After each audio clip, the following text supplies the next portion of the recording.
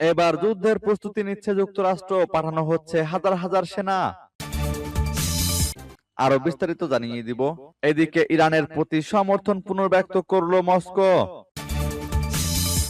এবার ওবামা আমলের আইন বাতিল করলেন মার্কিন প্রেসিডেন্ট।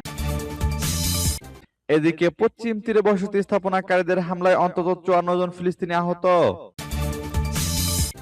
আরো জানিয়ে দিব, আবারও ইউক্রেনে রাশিয়ার ভয়াবহ হামলা। এদিকে উত্তেজনার মধ্যে চীনা নৌকা আটক করলো জাপান। আবারও ক্যারিবীয় সাগরে আরো একটি নৌযানে মার্কিন হামলা, নিহত অন্তত 3 জন। এবং সর্বশেষে জানিয়ে দিব, এদিকে যুদ্ধের দামামা, ইরানে সরকার পতনের ইঙ্গিত ট্রাম্পের। শুনছিলেন সংবাদ শিরোনাম, এখন বিস্তারিত। তবে তার আগে অনুরোধ থাকবে, এই ভিডিওতে একটি লাইক দিন এবং কমেন্টস করে জানিয়ে দিন আপনি কোন জেলা থেকে বা কোথায় থেকে আমাদের সাথে যুক্ত রয়েছেন। এবং সংবাদের সর্বশেষ গুরুত্বপূর্ণ আপডেট পেতে চ্যানেলটি সাবস্ক্রাইব করে আমাদের সঙ্গে থাকুন। এবার যুদ্ধের প্রস্তুতি নিচ্ছে যুক্তরাষ্ট্র, পাঠানো হচ্ছে হাজার হাজার সেনা। সময় যত গড়াচ্ছে ইরান যুক্তরাষ্ট্রের মধ্যে যুদ্ধের আশঙ্কা ততই বাড়ছে। এমন পরিস্থিতির মধ্যে চাঞ্চল্যকর রিপোর্ট প্রকাশ করেছে বার্তা সংস্থা রয়টার্স। প্রতিবেদনে বলা হয়েছে, ইরানের সম্ভাব্য কয়েক সপ্তাহ ব্যাপী অভিযান চালানোর জন্য প্রস্তুতি নিচ্ছে মার্কিন বাহিনী। প্রেসিডেন্ট ডোনাল্ড ট্রাম্প হামলার নির্দেশ দেওয়া মাত্রই মার্কিন বাহিনী অভিযান শুরু করবে। নাম প্রকাশে অনিচ্ছুক 2 জন মার্কিন কর্মকর্তা রয়টার্সকে এসব তথ্য জানিয়েছেন।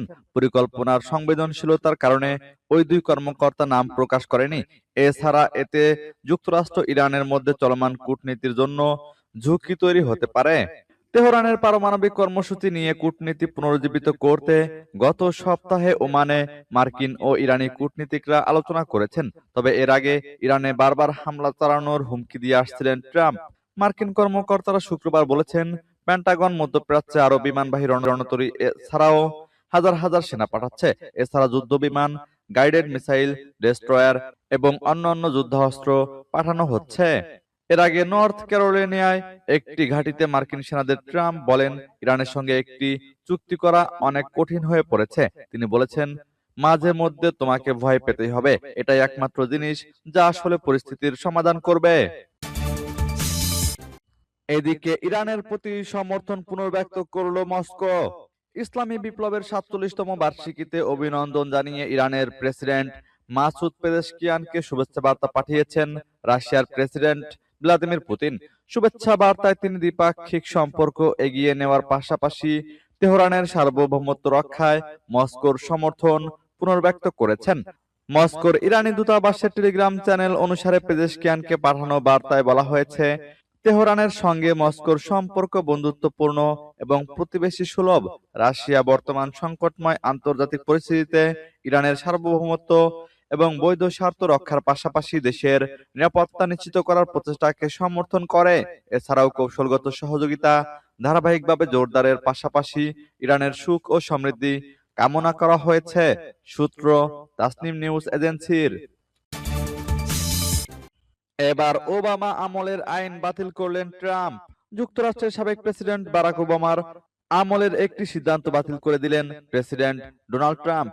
গ্রিনহাউস গ্যাসকে স্বাস্থ্যের জন্য ঝুঁকিপূর্ণ হিসেবে বিবেচনা করা হয়েছিল। প্রেসিডেন্ট ট্রাম্প সেই নীতি বাতিল করে দিয়েছেন। এর ফলে গাড়ির দাম কমবে বলে তিনি আশা করছেন। গ্রিনহাউস হলো বায়ুমণ্ডলে থাকা এমন কিছু গ্যাস যেগুলো সূর্যের তাপ শোষণ করে পৃথিবীর চারপাশে আটকে রাখে। ফলে পৃথিবীর তাপমাত্রা বেড়ে যায়, পরিবেশ উষ্ণ হতে শুরু করে। এই প্রক্রিয়াকে বলে গ্রিনহাউস এফেক্ট। বিশেষজ্ঞরা বলেন, স্বাভাবিক মাত্রায় গ্রিনহাউস প্রভাব পৃথিবীর জন্য উপকারী, কিন্তু শিল্পায়ন, যানবাহনের ধোঁয়া, গাছ কেটে ফেলা, কয়লা, পেট্রোল পোড়ানোর ফলে এই গ্যাসগুলোর পরিমাণ অস্বাভাবিক হারে বেড়ে গেছে। এর ফলেই ঘটছে বিশ্ব উষ্ণায়ন। এর মোকাবেলায় একাধিক পদক্ষেপ নেয় ওবামা প্রশাসন। এর নাম ছিল এন্ডেঞ্জারমেন্ট ফাইন্ডিং। এতে বিভিন্ন ধরনের গ্রিনহাউস গ্যাসকে জনস্বাস্থ্যের জন্য বিপজ্জনক হিসেবে চিহ্নিত করা হয়। কার্বন নিঃসরণ কমাতে এই সিদ্ধান্তকে ভিত্তি করেই পদক্ষেপ নিতে শুরু করে প্রশাসন। গাড়ি থেকে বিপুল কার্বন নিঃসরণ কমাতে অটোমোবাইল ইন্ডাস্ট্রিকে একাধিক কড়া বিধিনিষেধের আওতায় নিয়ে আসা হয়। ওবামা প্রশাসনের সেই সিদ্ধান্তই তুলে নিয়েছেন ট্রাম্প। এই ঘটনাকে আমেরিকার ইতিহাসে সরকারি নিয়ম শিথিল করার সবচেয়ে বড় ঘটনা আখ্যা দিয়েছে হোয়াইট হাউস। এদিকে পশ্চিম তীরে বসতি স্থাপনাকারীদের হামলায় অন্তত 54 জন ফিলিস্তিনি আহত। অধিকৃত পশ্চিম তীরে বিভিন্ন শহরে ইসরায়েলি বসতি স্থাপনাকারী ও সেনাবাহিনীর সমন্বিত অভিযানে অন্তত 54 জন ফিলিস্তিনি আহত হয়েছেন। কাতার ভিত্তিক সংবাদ মাধ্যম আল জাজিরার এক প্রতিবেদনে এ তথ্য জানানো হয়েছে। প্রতিবেদন অনুযায়ী নাবলুসের দক্ষিণে তালফিট ও কুসরার কাছে বসতি স্থাপনাকারীরা ফিলিস্তিনিদের লক্ষ্য করে গুলি ও কাঁদানে গ্যাস নিক্ষেপ করে। এতে অন্তত একজন গুলিবিদ্ধ হন।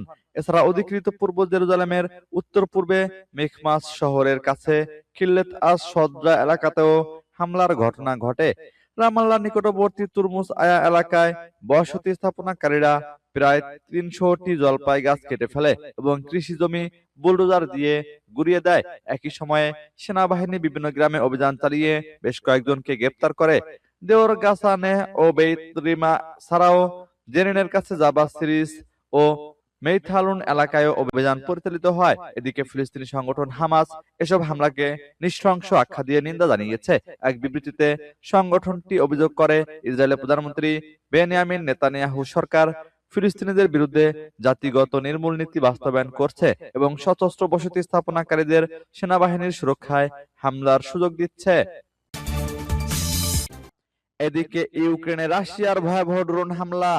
ইউক্রেনের রাতভর রাশিয়ার ড্রোন হামলায় অন্তত 5 জন নিহত হয়েছেন। এর মধ্যে একই পরিবারের 4 জন, এক বাবা ও তার 3 শিশু সন্তান প্রাণ হারিয়েছেন।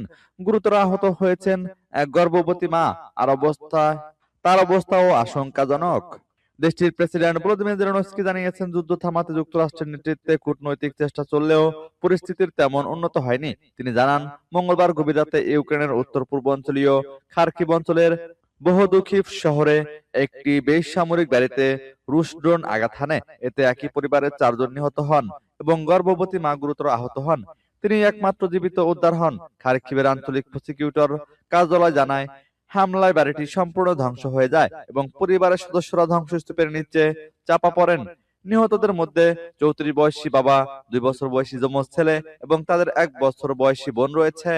35 সপ্তাহের অন্তঃসত্ত্বা মা ধ্বংসস্তূপ থেকে জীবিত উদ্ধার হলেও বিস্ফোরণে গুরুতর আহত হয়েছেন তিনি।